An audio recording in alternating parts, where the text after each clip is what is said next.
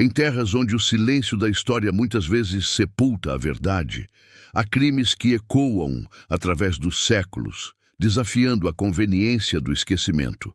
No coração do Brasil colonial, no século XVIII, o Pantanal testemunhou uma barbárie que ainda hoje clama por justiça. Um massacre, um extermínio sistemático, convenientemente apagado dos anais oficiais. Mas o que acontece quando as vozes dos vencidos se recusam a calar?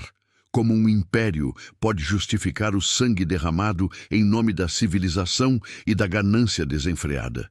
Prepare-se para desenterrar uma verdade brutalmente soterrada, um cold case de mais de 200 anos. Se a busca por justiça e a honra da memória move você, curta este vídeo, inscreva-se no canal para não perder os próximos capítulos e deixe seu comentário. Você acredita que a história pode ser reescrita pelos que sobreviveram? O ar pesado da estação seca pairava sobre a aldeia, carregado com o cheiro de terra e um pressentimento que os mais velhos já sentiam. Era o ano de 1750. Talvez um pouco antes, talvez depois. A precisão é um luxo negado aos que tiveram suas vidas destruídas. O sol implacável do Pantanal castigava a pele, mas a verdadeira queimação viria de outra fonte. Aruane, então uma criança de poucos anos, brincava às margens do rio, alheia à tempestade iminente. O som dos tambores, antes um sinal de celebração, agora anunciava a guerra.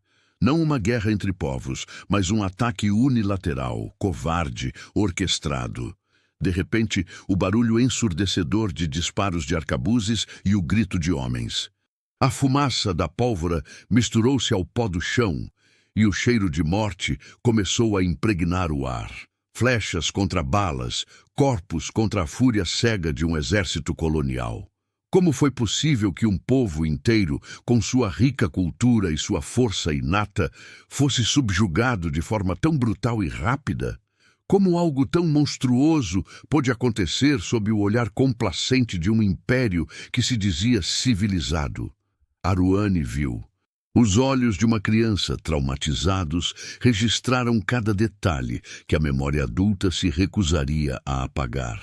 A aniquilação de sua família, a destruição de seu clã, a visão da terra vermelha do Pantanal tingida com o sangue de seu povo. Ela se tornou a última guardiã de uma memória que o sistema colonial queria ver esquecida, um fardo pesado, mas também uma chama inextinguível. Uma ativista antes mesmo de conhecer a palavra, movida por uma sede de vingança que se entrelaçava com a imperiosa necessidade de honrar os ancestrais e impedir o esquecimento completo. Os anos se seguiram, mas a dor permaneceu, transformando-se em uma determinação férrea. A busca por respostas a levou a enfrentar o silêncio ensurdecedor dos poucos colonos que se atreviam a murmurar sobre o ocorrido. As portas das autoridades coloniais, quando não se fechavam em sua cara, ofereciam apenas desculpas vazias e um manto de impunidade. Até onde você iria para reescrever a história, desenterrar a verdade e dar voz aos que foram brutalmente silenciados? Compartilhe esta história, para que a luta de Aruane não seja em vão e a verdade possa finalmente emergir das sombras da história. As vilas e fazendas que se espalhavam timidamente pelas bordas do Pantanal, como feridas abertas na paisagem, abrigavam um tipo peculiar de silêncio. Não era o silêncio da natureza intocada, mas sim o silêncio pesado da cumplicidade e da conveniência. Após o extermínio dos Guaicurus, um véu de desinformação e medo foi cuidadosamente tecido sobre a região. Para os oficiais da coroa, os latifundiários sedentos e os bandeirantes sem escrúpulos, o massacre era um ato de pacificação, uma vitória contra os selvagens hostis que ameaçavam o progresso e a civilização. Mas a verdade, como um rio subterrâneo, corria por debaixo dessa narrativa oficial, alimentando rumores e sussurros que ninguém ousava proferir em voz alta. A comunidade colonial estava irremediavelmente dividida, não por convicções morais, mas por um pragmatismo brutal. Havia os que lucravam diretamente com o sangue derramado, expandindo suas posses de terra sobre as cinzas de um povo. Estes brindavam abertamente, suas risadas ecoando nos salões das casas grandes, enquanto seus olhares vigilantes se certificavam de que ninguém questionasse a ordem estabelecida. Eram os pilares do silêncio, aqueles que tinham mais a perder com a verdade e que, com sua influência e poder, moldavam a versão dos acontecimentos. Depois, havia os pequenos colonos, os agregados, os escravos e os mestiços, que testemunharam horrores ou ouviram relatos de arrepiar a alma. Estes viviam sob o peso de um medo paralisante. As histórias contadas em voz baixa nas cozinhas ou nos cantos escuros das tabernas falavam de crueldades que iam muito além de qualquer conflito justificado. Mães e filhos desaparecidos, a brutalidade gratuita que não se encaixava na retórica da legítima defesa e que, para alguns, era um presságio sombrio de que o mesmo destino poderia aguardar qualquer um que se opusesse ao poder. Mas o pânico de represálias, de ser rotulado como amigo de índio, uma sentença de morte social e muitas vezes física, garantia que essas vozes fossem rapidamente silenciadas. A desconfiança era a moeda corrente, e cada olhar furtivo, cada pausa na conversa, era um lembrete do perigo de se desviar da versão imposta. O silêncio era a única forma de sobrevivência para muitos. Aruane, movida por uma necessidade quase ancestral de confrontar o passado, retornava secretamente aos locais de sua infância, agora um cenário de desolação e memória. O que para os colonizadores era um campo limpo, um problema resolvido, para ela era a cena de um crime indizível, onde cada vestígio falava de uma vida interrompida. A terra vermelha, tão fértil e vibrante antes, parecia ter absorvido não apenas o sangue, mas a própria alma de seu povo, exalando uma tristeza profunda e um clamor por justiça. Os restos carbonizados das ocas, as ferramentas de pedra quebradas, os adornos dispersos e pisoteados, cada vestígio, por menor que fosse, contava uma história de um ataque fulminante, implacável, que não deu chance para a defesa. A brisa que soprava trazia consigo ecos de gritos, de fumaça e de desespero que só Aruane parecia capaz de ouvir.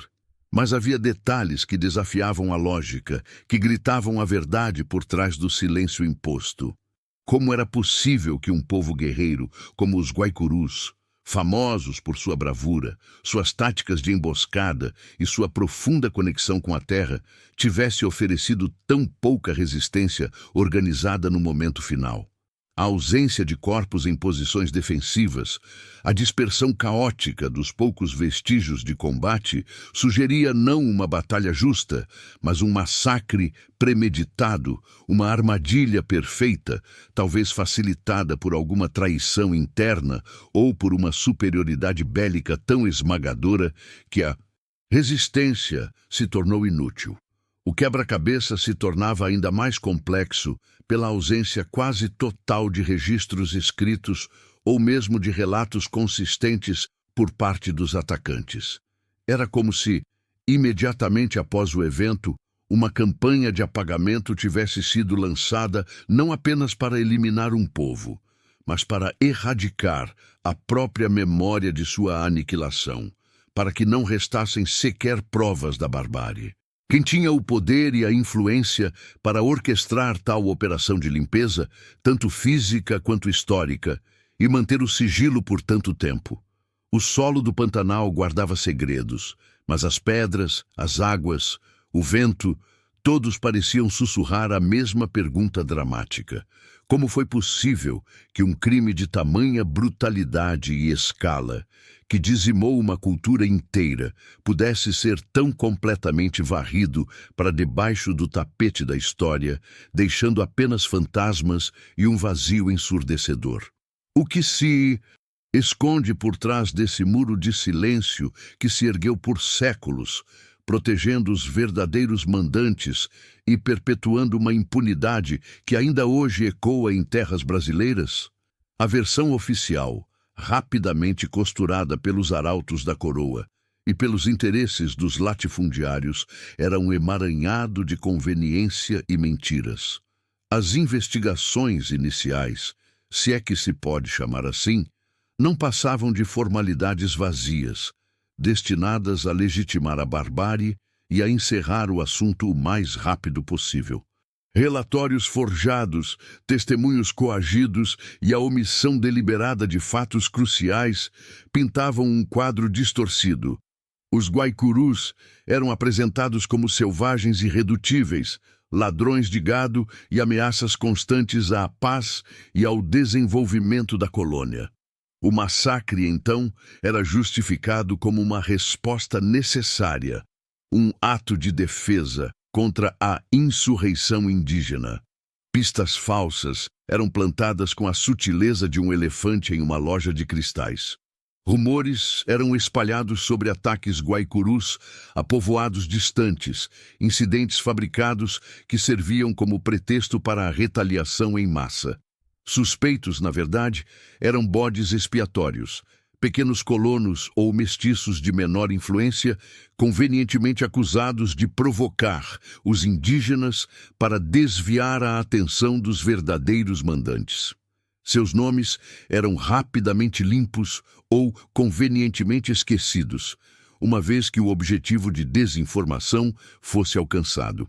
Os verdadeiros arquitetos do extermínio, os poderosos latifundiários e os chefes bandeirantes, permaneciam intocados, suas mãos sujas de sangue lavadas pela burocracia colonial e pelo silêncio cúmplice. Seus nomes, cuidadosamente apagados dos registros, eram protegidos por uma rede de influência que se estendia das fazendas mais remotas até os gabinetes mais importantes da administração colonial. A frustração de Aruani era uma ferida aberta, supurando a cada porta que se fechava, a cada olhar de desprezo ou de indiferença. As poucas vezes em que ousou confrontar algum oficial colonial, suas palavras eram recebidas com escárnio ou com a ameaça velada de que ela própria poderia ser considerada uma selvagem rebelde. Sua busca por justiça era vista como uma afronta à ordem estabelecida, um desafio perigoso à autoridade da coroa. As pistas, quando surgiam, eram efêmeras como a névoa matinal do Pantanal, levando a becos sem saída, a caminhos que se desfaziam na poeira da indiferença. Testemunhas potenciais amedrontadas negavam tudo ou simplesmente desapareciam. O medo era uma barreira intransponível, mais forte que qualquer cerca de arame farpado. A investigação, de fato, nunca existiu. Foi uma farsa, um teatro de sombras para encobrir a verdade.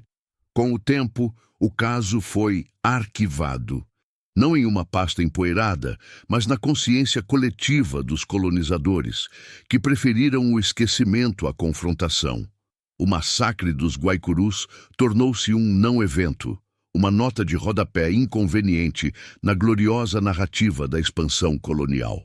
Para o Império, era um problema resolvido, uma terra pacificada, pronta para ser explorada. Para Aruani, era uma ferida que jamais cicatrizaria, um clamor por justiça que o tempo não podia silenciar. O silêncio se tornou o maior cúmplice, e a impunidade, a maior herança deixada por essa barbárie. Mas será que um crime de tamanha magnitude pode realmente ser enterrado para sempre sob a terra vermelha, sem deixar vestígios que um dia virão à tona? Aruani não era uma detetive, não no sentido que conhecemos hoje. Ela era a memória viva de um povo, a última chama de uma fogueira que tentaram apagar. Sua investigação era uma obsessão vital, uma promessa silenciosa aos seus ancestrais. Cada passo na selva, cada conversa furtiva com os poucos remanescentes indígenas de outras etnias ou com colonos desgarrados que ousavam sussurrar a verdade, era uma peça de um quebra-cabeça macabro.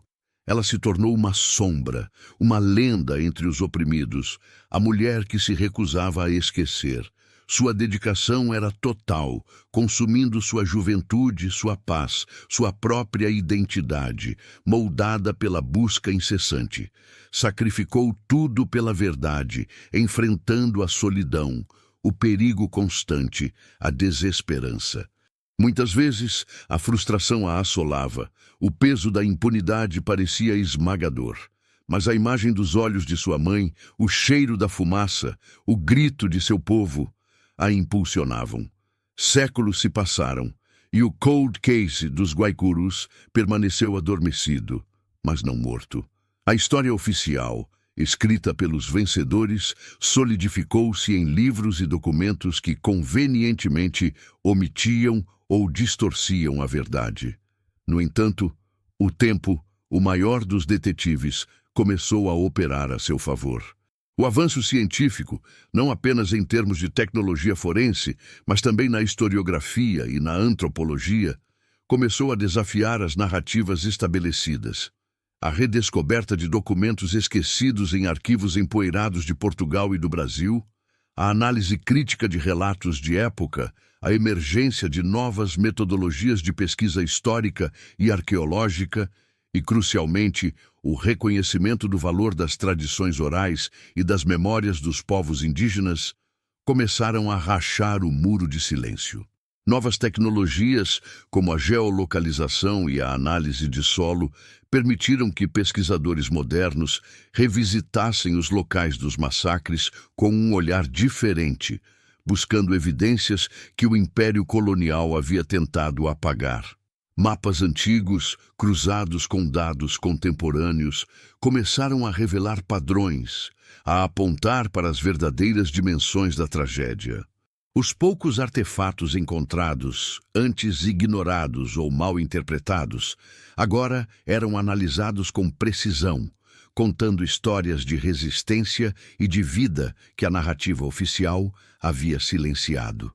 O clamor de Aruane, antes um sussurro solitário, começou a encontrar eco em novas gerações de historiadores, ativistas e, surpreendentemente, até mesmo em descendentes de antigos colonizadores que buscavam reconciliação com um passado sombrio.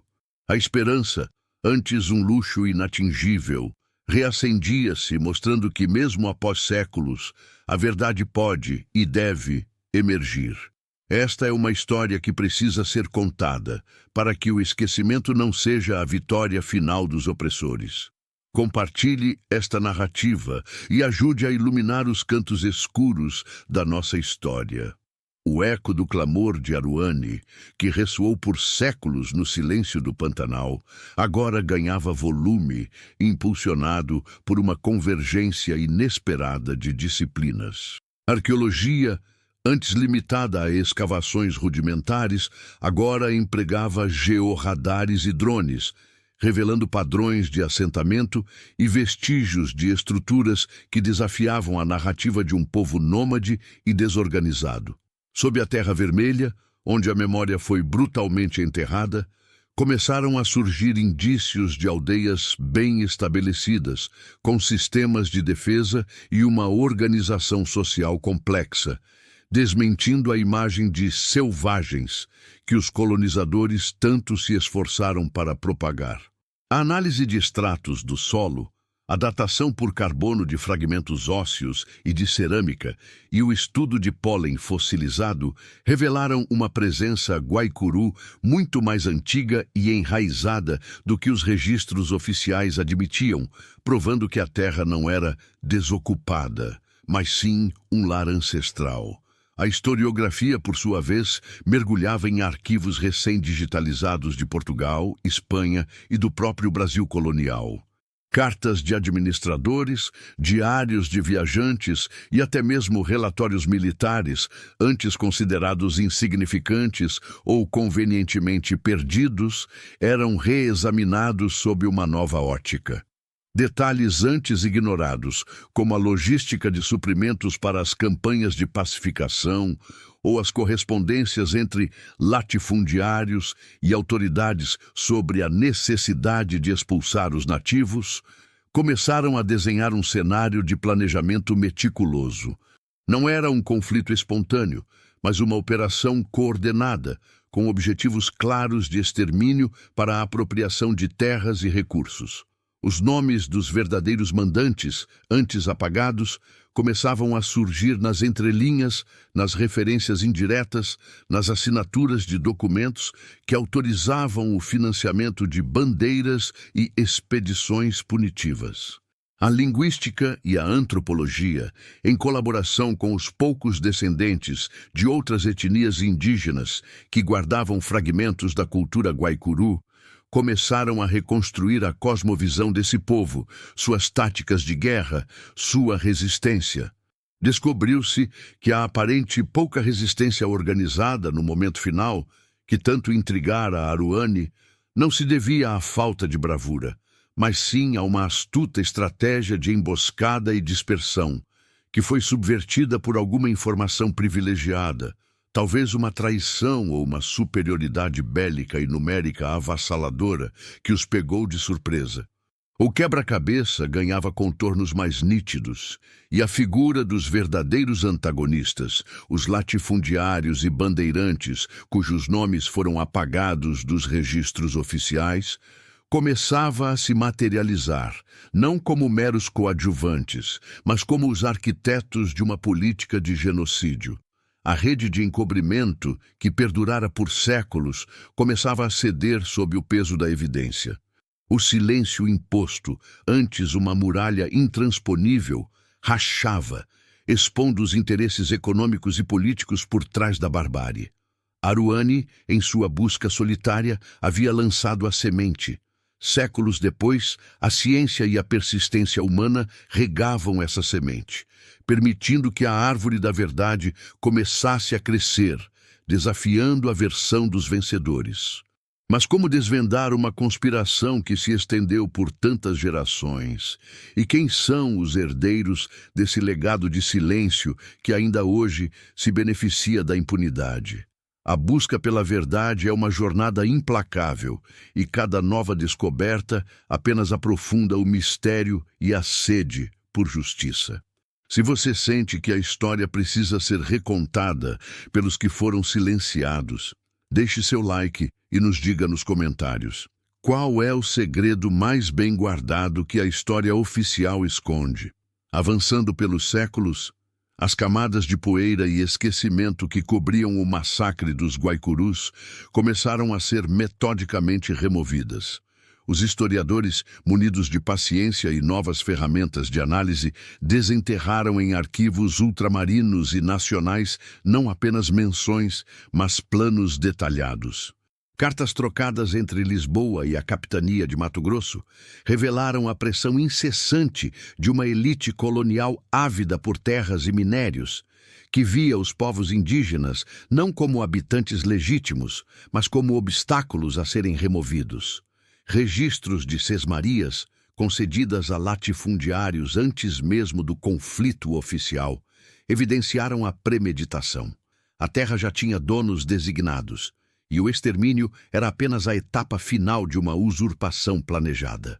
Diários de expedições bandeirantes, antes glorificados como feitos de bravura, agora eram lidos com um olhar crítico, revelando a brutalidade das táticas empregadas, a caça humana e a destruição sistemática de aldeias, tudo sob o pretexto de pacificar a região e garantir a segurança dos colonos. Nesses documentos, os nomes dos verdadeiros antagonistas começaram a emergir das sombras. Não eram apenas os bandeirantes genéricos, mas figuras específicas, famílias poderosas cujos descendentes ainda hoje detêm influência e oficiais coloniais que ascenderam na hierarquia graças à sua eficiência em lidar com a questão indígena. O capitão Mor Rodrigues, outrora uma figura ambígua, começou a ganhar contornos mais definidos. Seus relatórios oficiais, antes lidos como meras descrições de batalhas, foram reinterpretados à luz de cartas pessoais e de outros documentos que revelavam sua crescente angústia. Ele era um homem preso entre a lealdade militar e o terror das ordens desumanas que cumpria. As entrelinhas de suas correspondências, agora analisadas com técnicas de paleografia e contexto histórico aprimorados, sugeriam um homem atormentado, obrigado a executar um plano que ia contra sua própria bússola moral, mas coagido pelo medo das represálias das poderosas elites que orquestraram a campanha de extermínio. Ele não era um entusiasta da barbárie, mas uma engrenagem vital em uma máquina de aniquilação, cujos arroubos de consciência eram rapidamente sufocados pela ameaça de ruína pessoal e familiar. Paralelamente, a arqueologia forense, com suas técnicas avançadas de análise de solo e de vestígios humanos, começou a correlacionar os relatos históricos com as evidências físicas. A geolocalização precisa de locais de massacres e aldeias destruídas, antes apenas lendas orais ou vagas referências, agora se materializava em coordenadas GPS. Escavações em áreas remotas do Pantanal revelaram não apenas fragmentos de cerâmica e ferramentas, mas indícios de valas comuns e padrões de ferimentos em restos ósseos que eram consistentes com o uso de armas de fogo em execuções sumárias, e não apenas em combate.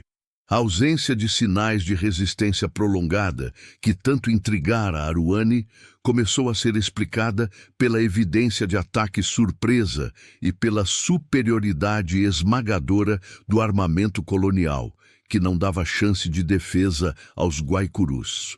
A convergência dessas novas evidências, os nomes dos mandantes revelados em documentos, a angústia velada de um capitão-mor que cumpriu ordens hediondas e os vestígios físicos de uma barbárie premeditada, começou a costurar uma tapeçaria da verdade que o tempo e o poder tentaram desvendar.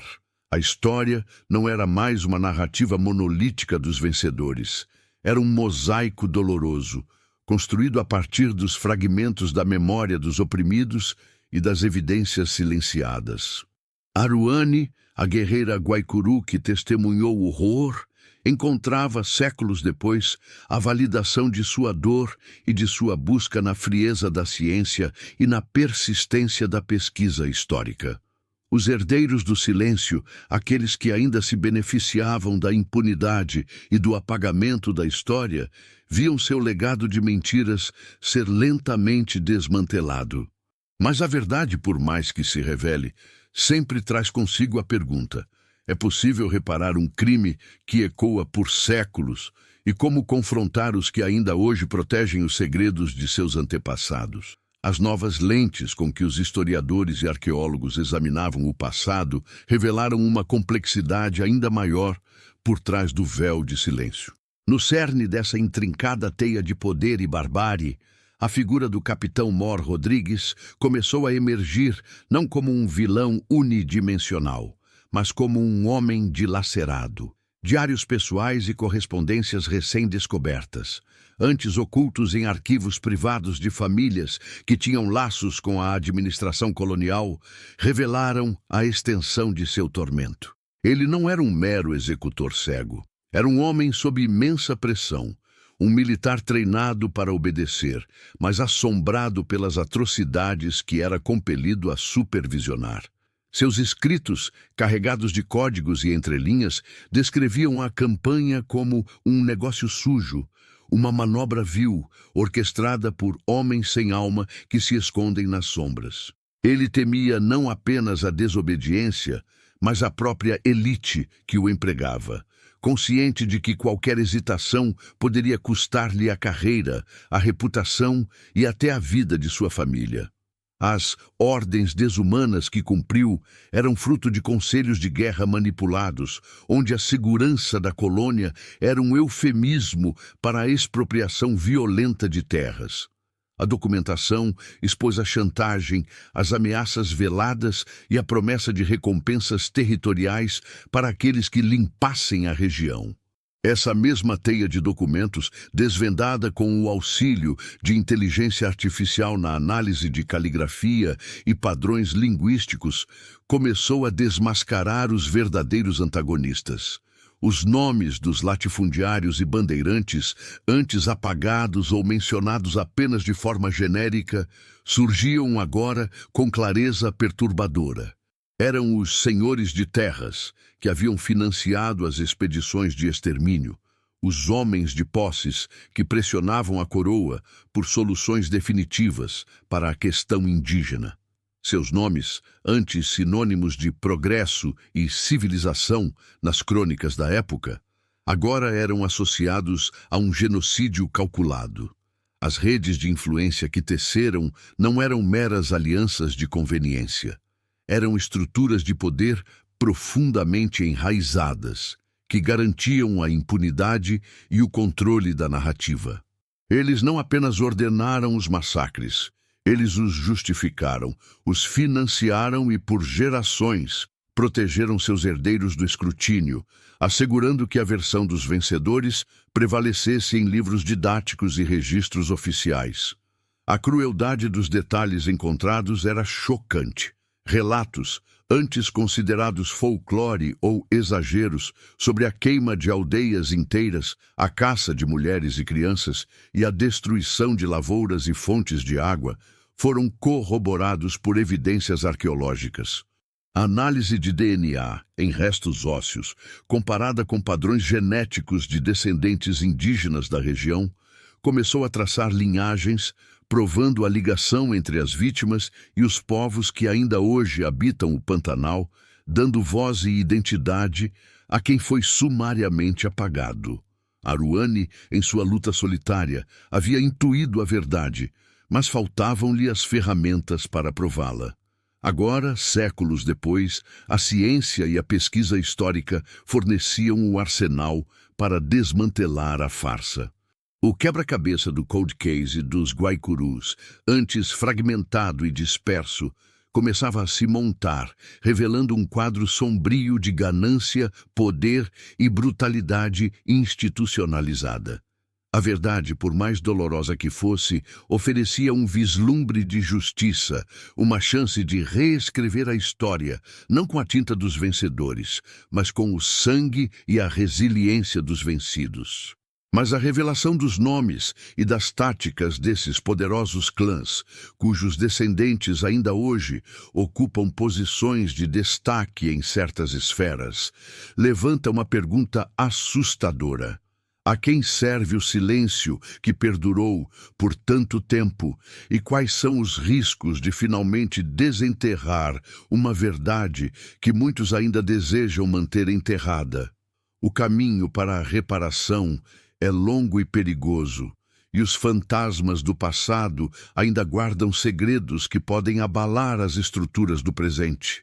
O véu que por séculos cobriu o massacre dos Guaicurus, tecido com mentiras e silêncios forçados, finalmente começou a se desfazer sob o peso irrefutável das evidências.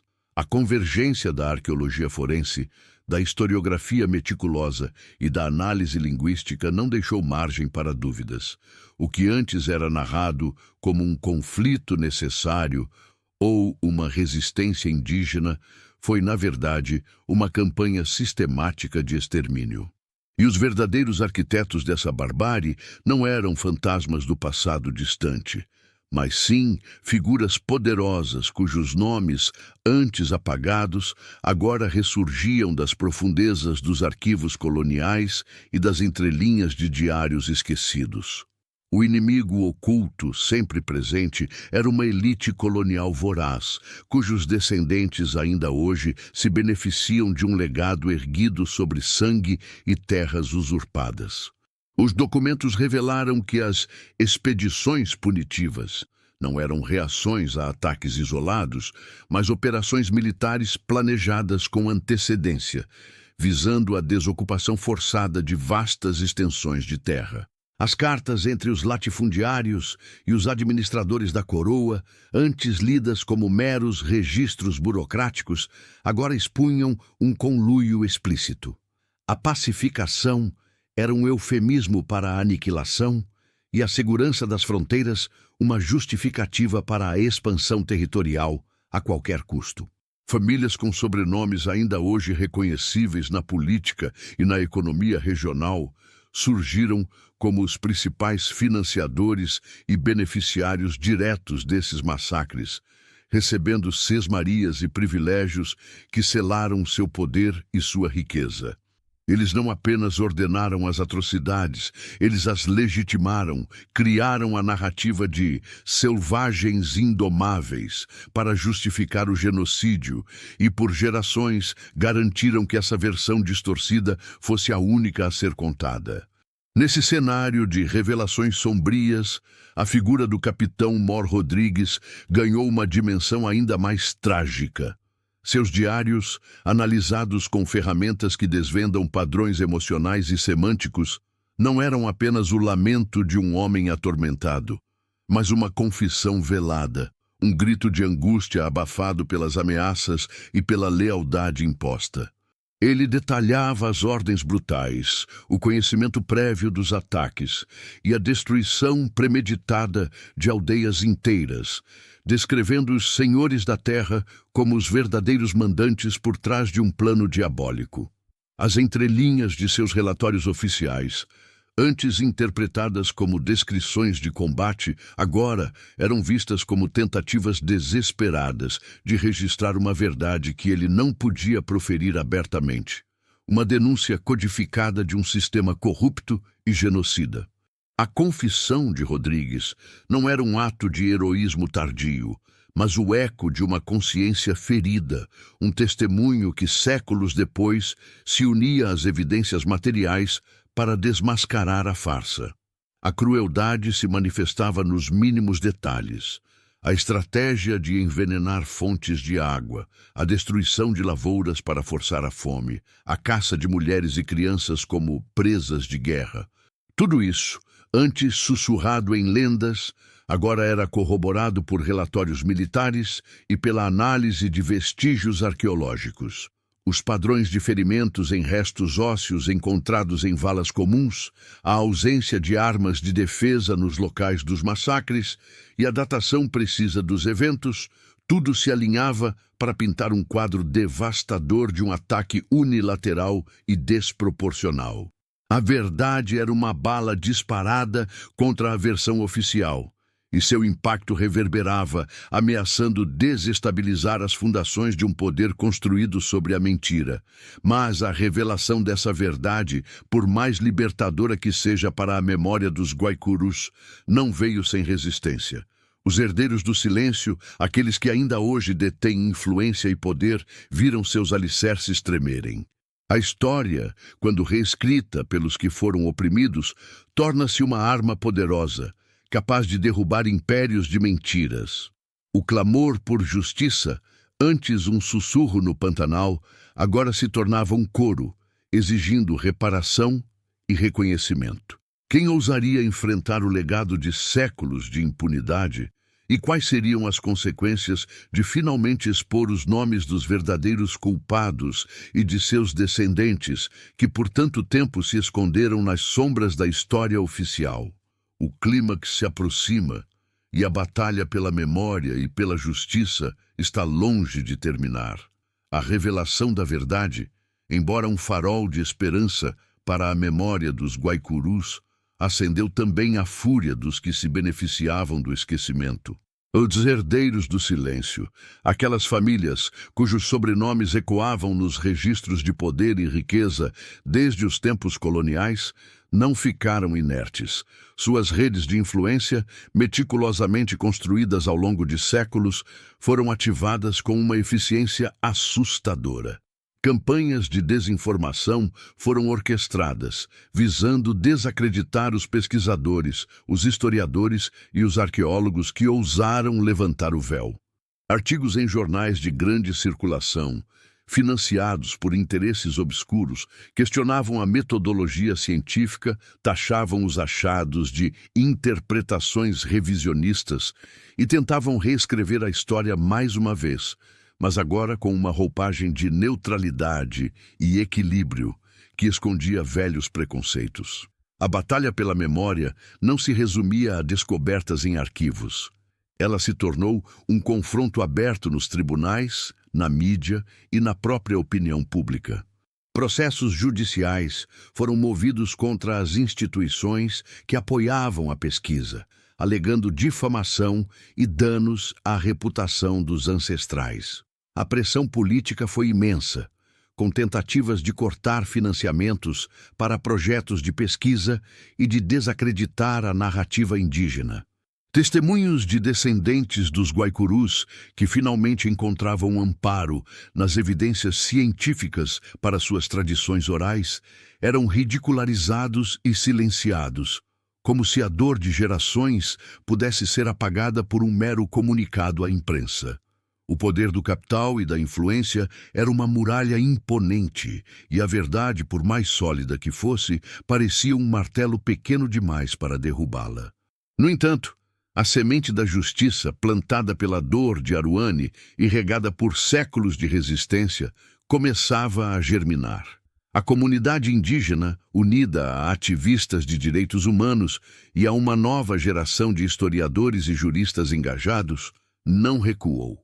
O clamor por reconhecimento e reparação ganhava força, transformando-se de um sussurro em um grito coletivo.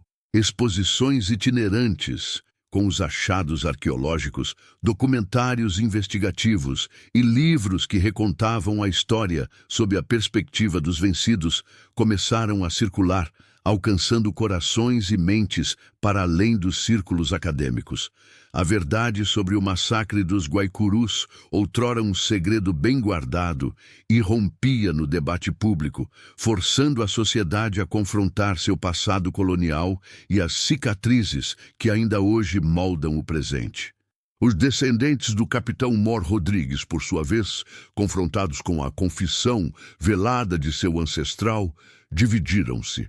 Alguns buscaram refúgio na negação, insistindo na versão oficial da época. Outros, porém, sentiram o peso da história. Movidos por uma busca por redenção, começaram a colaborar com os pesquisadores, abrindo arquivos familiares antes inacessíveis e revelando mais peças do quebra-cabeça. Essas novas informações confirmaram a extensão da manipulação política e da pressão exercida sobre Rodrigues, solidificando a imagem de um homem tragicamente preso em uma máquina de genocídio, mas que, em sua angústia, deixou um rastro de verdade para ser descoberto. A figura de Rodrigues não era a de um herói, mas a de uma vítima do sistema, cujas fraquezas e dilemas morais serviam de espelho para a complexidade sombria daquele período. Aruani, a jovem guerreira que testemunhou a aniquilação de seu povo, não estava presente para ver a verdade desenterrada, mas seu espírito se manifestava na resiliência de seus descendentes. A luta dela não era apenas por vingança, mas pela memória, pela identidade de um povo que se recusava a ser apagado.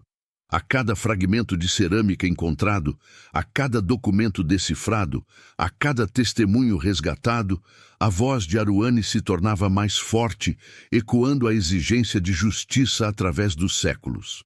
A questão não era mais se a verdade viria à tona, mas como a sociedade lidaria com ela. O impacto dessas revelações não se restringia ao passado. As terras que hoje pertencem a alguns desses herdeiros do silêncio eram as mesmas que foram tomadas à força dos Guaicurus. As fortunas acumuladas, os privilégios herdados, tudo estava agora sob um novo e implacável escrutínio. A impunidade, que por gerações fora um escudo, começava a se corroer. O debate sobre reparação histórica e a demarcação de terras indígenas ganhava um novo e urgente contorno, alimentado pela força irrefutável das provas. Mas, para além da justiça legal, Havia a busca por uma justiça moral, por um reconhecimento da dignidade roubada e da história silenciada. Seria possível, após tanto tempo, reverter um legado de violência e mentiras? Quais seriam os custos de uma verdadeira reparação, não apenas para os descendentes dos algozes, mas para toda uma nação que preferiu o esquecimento? A verdade, uma vez revelada, exige um acerto de contas. Deixe seu comentário. Você acredita que a história pode, de fato, curar as feridas do passado, ou elas estão destinadas a sangrar indefinidamente até que a justiça seja plenamente feita? A batalha final pela memória e pela reparação está prestes a começar, e seu desfecho ainda aguarda. A batalha que Aruani sonhou e que por séculos esperou, finalmente encontrou seu campo de batalha. Não com flechas e lanças, mas com a força inabalável da verdade e a resiliência de um povo que se recusou a ser apagado.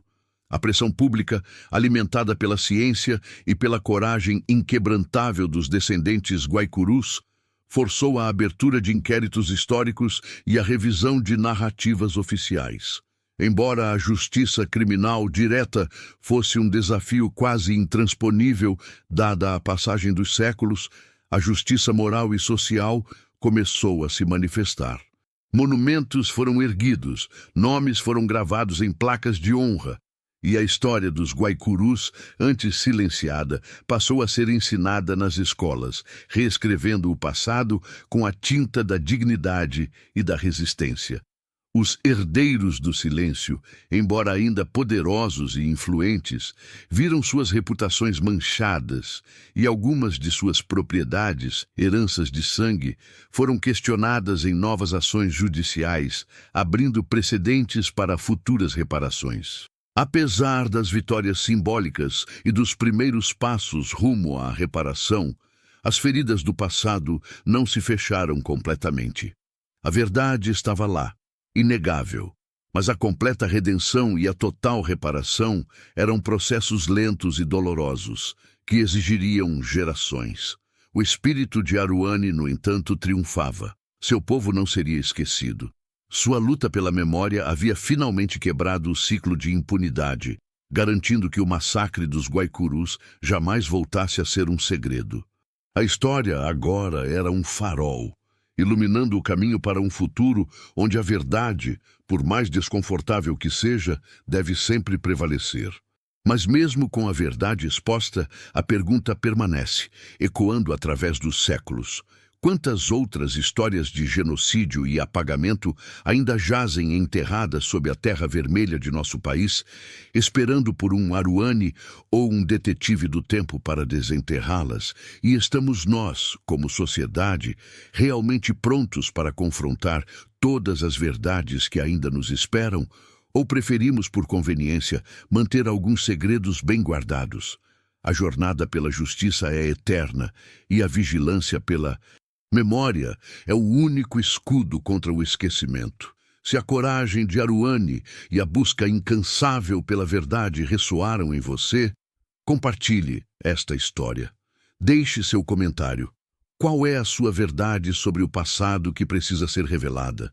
Juntos, podemos garantir que nenhuma voz seja silenciada novamente.